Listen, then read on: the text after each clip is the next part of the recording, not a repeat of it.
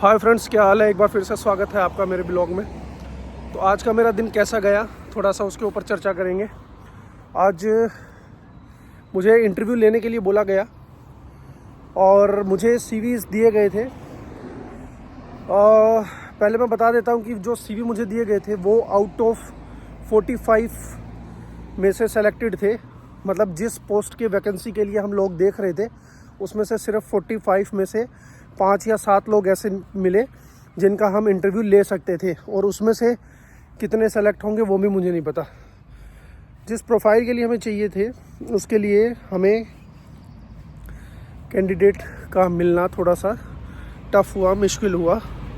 जबकि इसके लिए बल्कि हमने पोर्टल पे भी निकाला था, और रेफरल जिसको बोलते हैं वो भी बोला था कि अगर कोई एक्सटर्नल मिलता है तो क्या होता है कि हम पहले बेंच पे जो बैठे होते हैं, सो वी फाइंड आउट कि अंदर इंटरनल ही पहले मिल जाएं। अगर नहीं मिलते हैं तो बेंच बाहर एक्सटर्नल ट्राई करते हैं।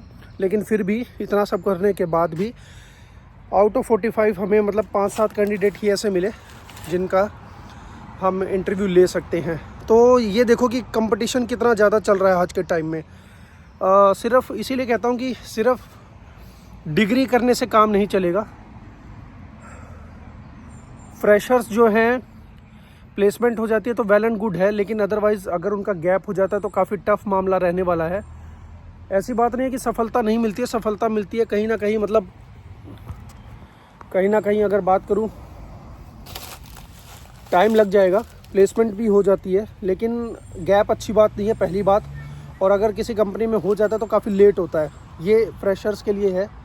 बट जो आज मैंने इंटरव्यूज़ अभी स्केड्यूल किए हैं, और एक बंदे का तो इंटरव्यू लिया था, तो टेक्निकल प्रोफाइल्स होती हैं, सिर्फ डिग्री से काम नहीं चलेगा। मैं बार बार बोल रहा हूँ, ये प्लेसमेंट टाइम चल रहा है और मैं बार बार वीडियो बना करके आप लोगों से सिर्फ यही कहना चाह रहा हूँ कि जिन लोगों ने भी अभी कंप्लीट कर ली है, कोई भी टेक्निकल डिग्री है या कुछ है, and they have completed the degree, और या फिर फाइनल ईयर में है ना, तो उन लोगों के से स्पेशली मैं यही बोलना चाहता हूँ कि प्लेसमेंट टाइम जो अभी ये चल रहा है इसमें थोड़ा सा डिग्री के साथ साथ कोई ऐसा कोर्स या कोई अपनी स्किल्स जो हैं वो आप अपने बढ़ा लीजिए, because it's a tough time.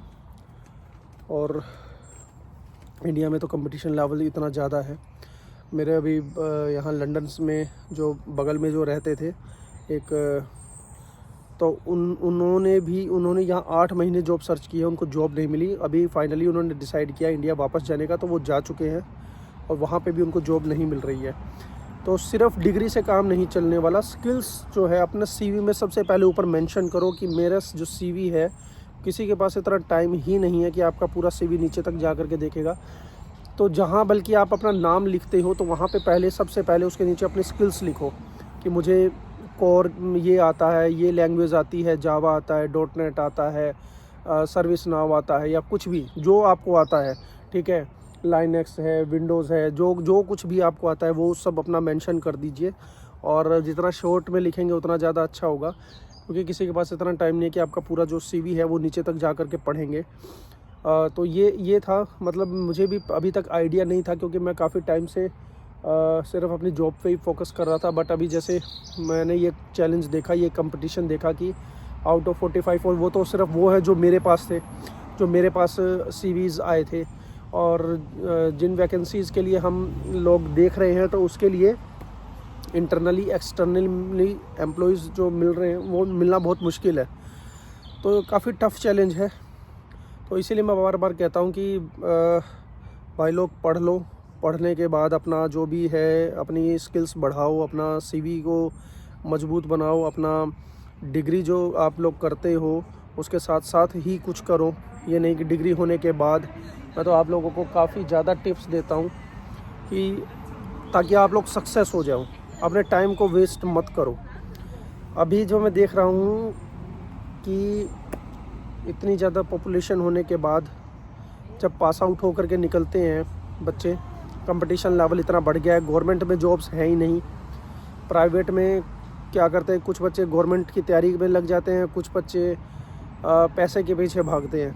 उनको 10-20 हज़ार रुपये उनको अगर किसी दूसरी चीज़ में जोमेटो में भी मिल जाएंगे ना तो वो कर लेंगे। तो अपने गोल से दूर भाग जाते हैं, ऐसा मत करो। It's a humble request again and again, ठीक है। क्या करें, कंपटीशन लेवल इतना ही हाई है कि बच्चे क्या है टूट जाते हैं, मुझे पता है, लेकिन वो मेहनत करना पसंद नहीं कर रहे। ये सबसे बड़े चैलेंज है। और मेहनत कितनी है, 3 महीना 6 महीना कोई बढ़िया सा कोर्स करो जो लेटेस्ट मार्केट में चल रहा हो, उसकी तैयारी करो, उसकी सर्टिफिकेशन करो, फिर उसके बाद मैदान में उतरो। और आप लोग क्या करते हो, आप लोग सिर्फ लक के भरोसे और सिफारिश के भरोसे बैठे रहते हो। पहले तो सरकारी नौकरी में होता था, अब प्राइवेट में भी यही चल रहा है। ये बहुत ही गलत चीज़ है। कल किस्सा बताता हूँ क्या हुआ। कल मैंने अपने ऐसे दोस्त से बात की, दोस्त तो क्या कलीग ही थे, आज से 5 साल पहले। तो वो कलीग थे मेरे साथ। उसने क्या किया, एक कंपनी ज्वाइन की। जिस कंपनी में हम थे वहाँ से रिज़ाइन देने के बाद एक कंपनी ज्वाइन की थी, हायर पैकेज पे। अच्छा काम चल रहा था, टेक्निकल काम था।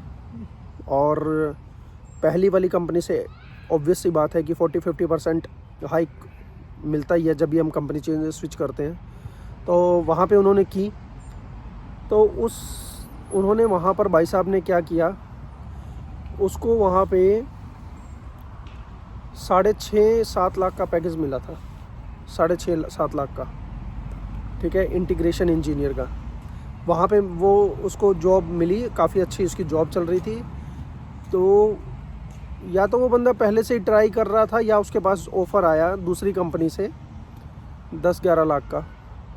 तो उसने क्या किया, जो पहली वाली कंपनी एक ट्रस्ट वर्दी कंपनी जिसके ऊपर आप ट्रस्ट कर सकते हो, आप अच्छे, वो कंपनी का काफ़ी सालों से मार्केट में रेपुटेशन है, एक बड़ी एमएनसी कंपनी, उसको छोड़ करके और वो दूसरी कंपनी ज्वाइन कर ली 11 लाख के पैकेज में, जिसके ऊपर भरोसा नहीं किया जा सकता था। सिर्फ़ और सिर्फ 6 महीने के अंदर ही वो कंपनी बंद हो गई। प्रोजेक्ट नहीं, कंपनी बंद हो गई। अब वो बंदा खाली बैठा हुआ है, ठीक है। तो इसीलिए कहते हैं लालच बुरी बला है।